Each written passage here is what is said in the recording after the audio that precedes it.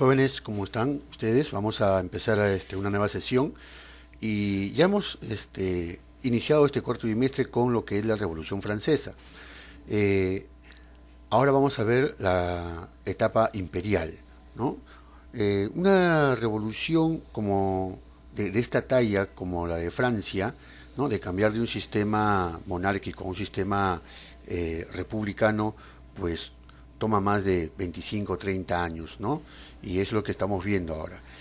Voy a volver a hacer un pequeño resumen porque al final las capacidades y competencias tienen que estar ligados con este tema, ¿no? En que ustedes, por ejemplo, tienen que reconocer que de las grandes edades de la historia, de las cuatro edades, estamos justamente en el paso entre la edad moderna y la edad contemporánea, ¿ya? Es decir, la Edad Moderna termina en 1789 con lo que se da la Revolución Francesa, ¿no? Y la Revolución Francesa da paso a la Edad Contemporánea. Esto lo voy a seguir repitiendo pues durante todas estas clases de este bimestre, ¿no?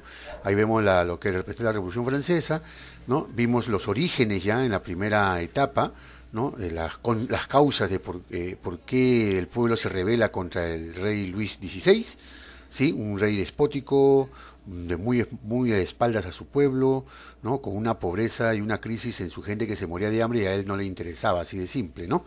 Entonces esto contrae pues a que la gente se levante, ¿sí? Entonces aquí en esta revolución distinguimos tres grandes etapas, ¿ya? La etapa monárquica en la que se da la revolución todavía con el rey vivo, ¿no? La etapa republicana ya en que se da con la muerte del rey y se funda la convención, luego el directorio, ¿no? Y finalmente el consulado. Y por último la etapa imperial ya con la llegada de Napoleón Bonaparte, que primero es elegido como cónsul, pero luego, 2 años después, ya él se elige como emperador único, ¿no? Esta es la etapa que vamos a ver ahora, ya entre el consulado y la etapa imperial, ¿sí? Eh, en la etapa republicana hemos visto pues la convención, ¿no? La famosa muerte del rey Luis XVI, ¿sí?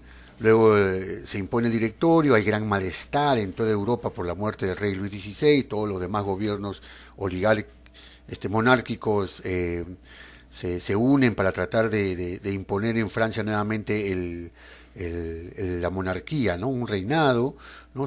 En Francia se impone el directorio, ¿ya? Este, una institucionalidad pues que va a desatar con la llegada de Napoleón Bonaparte, ¿no? La famosa guillotina, ¿no? Que habíamos hablado, el origen y por qué se hizo tan famoso en la Revolución Francesa, ¿no? Porque, digamos, fue una evolución tecnológica, ya que esta posición, ¿no? Inclinada de la guillotina hacía que el corte fuera más efectivo, ¿no? Y con la finalidad de que el desgraciado condenado, ¿no? No tuviera, pues, mucho sufrimiento, ¿no? Muriera al instante. Bien, ahora sí vamos a ver la tercera etapa, pero previo a esto vemos el consulado, ¿no?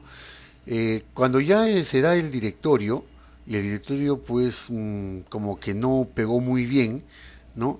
Napoleón Bonaparte da un golpe contra el directorio, ¿sí? Y se publica una nueva constitución y se establece una nueva forma de gobierno llamado el consulado, ¿ok? En el consulado, ¿qué es lo que pasa? El poder se va a concentrar en tres cónsules por un periodo de 10 años. Pero de los tres cónsules, el principal era Napoleón Bonaparte, acá lo vemos, ¿no?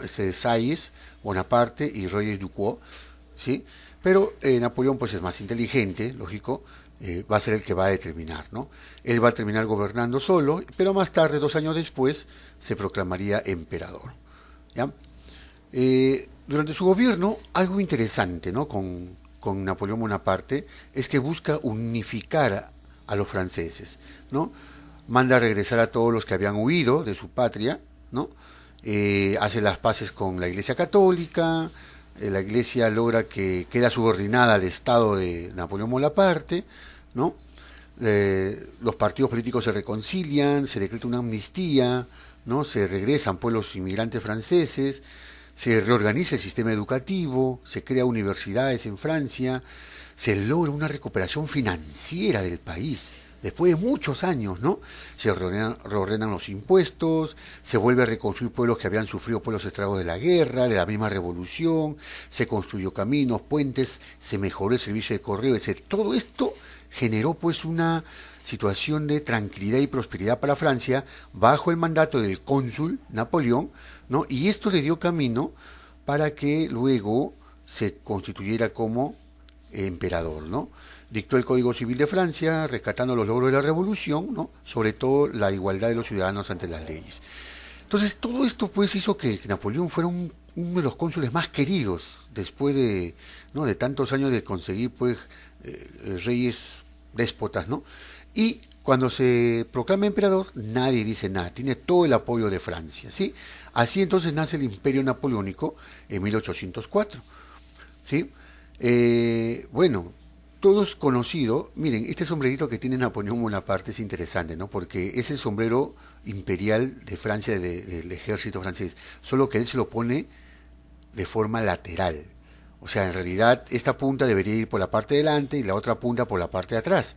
Pero él se lo coloca de esta manera para distinguirse y diferenciarse de sus comandantes, ¿no? Parece risible, una cosa de payaso, pero para él es, como es un tipo muy inteligente, sabe que eso llama la atención y lo distingue entre muchos. ¿Ok? Veamos entonces, ¿qué es lo que sucede? Cuando ya el imperio napoleónico toma fuerza en Francia, los demás gobiernos monárquicos de Europa dan el grito al cielo, ¿no? Sobre todo con la muerte del rey de Francia, Luis XVI. Entonces se organizan varios países monárquicos, ¿ya? Para luchar contra Francia. Y entonces esas alianzas se les llama coalición, ¿no? Coalición se llama entonces unión de varios países con un solo fin, un solo interés, derrotar a, a los franceses e imponer nuevamente la monarquía en Francia, ¿sí? Entonces la primera coalición se formó como reacción a la muerte de Luis XVI, ¿sí? Y la segunda coalición con durante el directorio, ¿sí? Durante el directorio. Y luego ya las 5 restantes se forman para luchar directamente contra Napoleón, ¿no?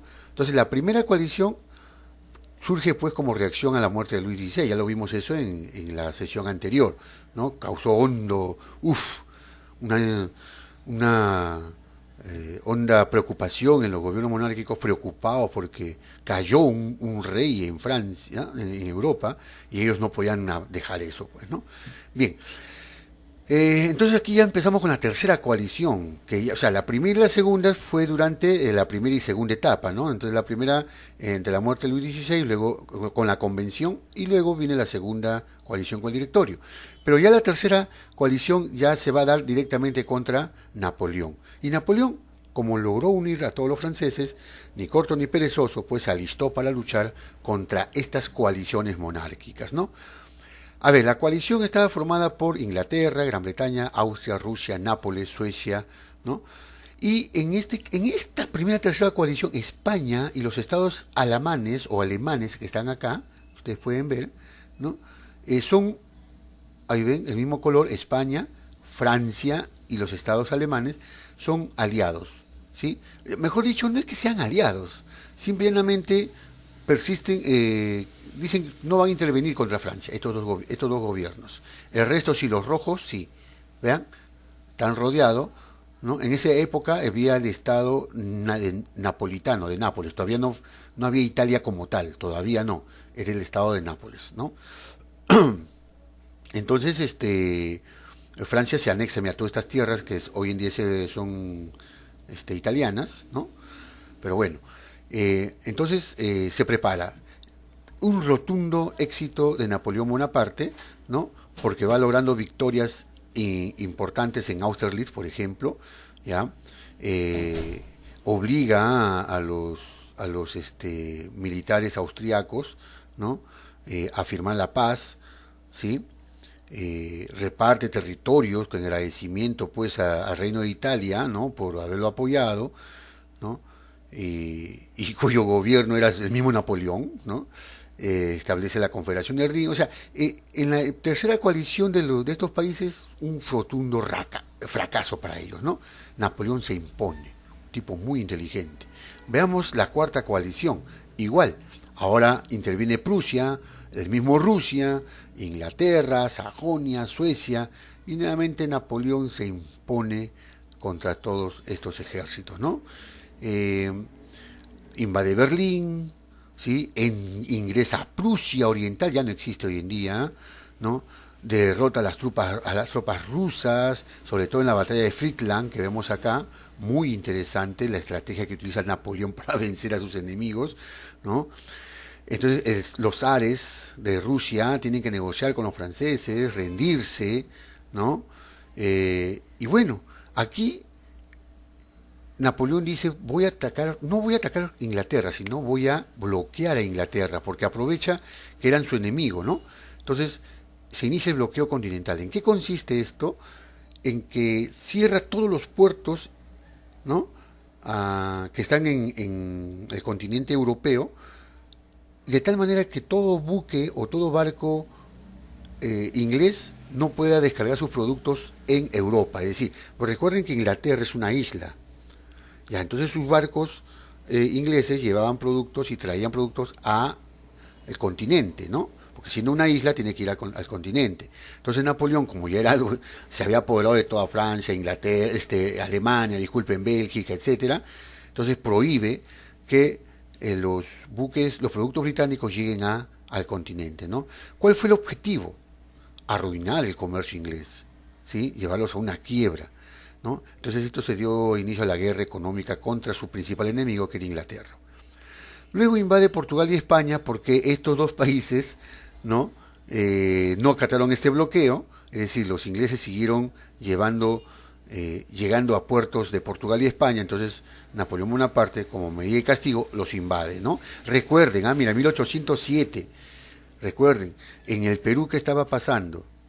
¿Ah? En el Perú estaba viviendo la independencia peruana, ¿sí? Y recuerden que en el Perú, todavía como era colonia, ¿no es cierto?, llega una delegación peruana a apoyar al rey de España en la reunión de Cádiz. Recuerden, ¿ya? Recuerden, en 1812, ¿ok? ¿Por qué? Porque Napoleón Bonaparte puso a su hermano José Bonaparte como rey español, y el rey anterior español fue tomado prisionero, ¿sí? Entonces las colonias, sobre todo en el Perú, se organizan para apoyar al rey de España anterior, porque en esa época la colonia peruana era de España, pues, ¿no es cierto? Todavía no nos habíamos independizado. Bien, viene la quinta coalición, ¿ya? Nuevamente Inglaterra con Austria, España, Portugal, ¿sí? Aquí el emperador Napoleón, tipo muy inteligente y que influía miedo, ¿no?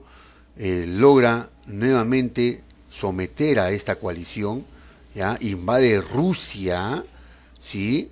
Invade Rusia, llega hasta Moscú, la capital. Sin embargo, tuvo que abandonar. ¿Por qué? Porque el principal enemigo en Rusia no son los soldados, es el invierno. Esto lo vamos a ver luego en cuarto año de secundaria con la Segunda Guerra Mundial, que Hitler hizo igualito y el invierno le pagó factura, ¿no es cierto? Le cobró bien ahí. Entonces, pero sin embargo Napoleón es muy inteligente, sabe que el invierno ruso es horrible y tuvo que abandonar Rusia y Moscú por eso. ¿Sí? Tuvo que retirarse. Es decir, perdió una guerra no contra un enemigo de soldados, contra un ejército, sino contra un evento natural, que es el invierno ruso, ¿no? Nadie quiere meterse con el invierno ruso, ni los mismos rusos. Bueno, en la sexta coalición ya tenemos entonces nuevamente Prusia, Rusia, Gran Bretaña, España, Portugal, y aquí sí ya, a pesar que Napoleón vuelve a someterlos, sin embargo, en la famosa batalla de Leipzig, en Sajonia, es derrotado, su primera derrota, ¿sí? Es tomado prisionero, ¿ya? Y lo exilian en la isla de Elba. Pero este emperador logra escapar, ¿sí? Logra escapar de la isla de Elba y llega a Francia nuevamente ya, ¿qué pasó acá? Como ya Napoleón es derrotado por la coalición de reyes, ¿no es cierto?, europeos, imponen nuevamente un gobierno monárquico en Francia, con un rey Borbón, Luis XVIII. Ya no Luis XVII, porque no había, ¿no? Entonces ponen uno Luis XVIII, ¿sí? Un rey Borbón. Nuevamente Francia pasa a ser una monarquía. Pero, pero Napoleón Bonaparte escapa de la isla de Elba, llega a Francia y va a tener un gobierno más o menos de 3 meses aproximadamente. ¿Ya? En esos 3 meses hace huir a Luis XVIII, lo hace huir, ¿no? Se escapa, ¿ya? Retoma nuevamente Napoleón Bonaparte el poder en Francia, ¿sí? A que se le llama 100 días porque estuvo cerca de más de 3 meses en el gobierno, ¿no? Y entonces los europeos reaccionan y dicen, bueno, acá hay que formar la última gran coalición para luchar con todas nuestras fuerzas contra Napoleón Bonaparte. Napoleón también se rearma nuevamente y en Bélgica, ¿no? Cerca a un pueblito llamado Waterloo, se enfrenta Napoleón Bonaparte contra las fuerzas, sobre todo inglesas y prusianas. Y aquí Wellington, que es el general inglés, ¿no?, de Inglaterra, derrota a Napoleón Bonaparte en Waterloo, un 18 de junio de 1815. Fue condenado al exilio en una isla en el medio del Atlántico, llamado Santa Elena, y donde muere 6 años después, ¿no? En 1821, justo cuando en el Perú se está dando ya la proclamación de la independencia, ¿no? En julio, 2 meses antes, muere Napoleón Bonaparte, ¿no? Y ahí llega pues al fin de la era napoleónica. Pero ¿qué pasa con Francia? Bueno, ¿quiénes ganan? La coalición. ¿Y la coalición qué cosas son? Pro-monárquicos. Nuevamente imponen en Francia un estado monárquico de reyes. Profe, pero no, y la revolución y la etapa republicana, ¿qué? Sí, señores, en este instante, en este momento, en Francia se va a vivir nuevamente la etapa monárquica. Pero no va a durar mucho tiempo. Ya, eso lo vamos a ver después. No va a durar mucho tiempo. Pero entonces fíjense, chicos, la Revolución Francesa no es una revolución de 2 añitos, 3 añitos, no. Tuvo sus altos y bajos, ¿no? Sus cosas positivas, negativas, sus excesos, porque es una conformación de una nueva forma de gobierno, no es fácil, ¿ya? Ganan la etapa republicana, luego la coalición vuelve a ganarlos, imponen nuevamente la monarquía y finalmente ya pues no se impone, pero eso lo vamos a ver después, ya qué sucede. Pero acá estamos viendo la era napoleónica y el fin de Napoleón Bonaparte, ¿no? Con más de 15 años en el poder y que logró unir a Francia realmente, pero lamentablemente la coalición de países logra vencerlos, ¿no? Bien, chicos, por favor no se olviden, respondan la evaluación de la semana, ya así que la otra semana vamos a hacer ya una síntesis de todo lo que es la Revolución Francesa, ¿sí?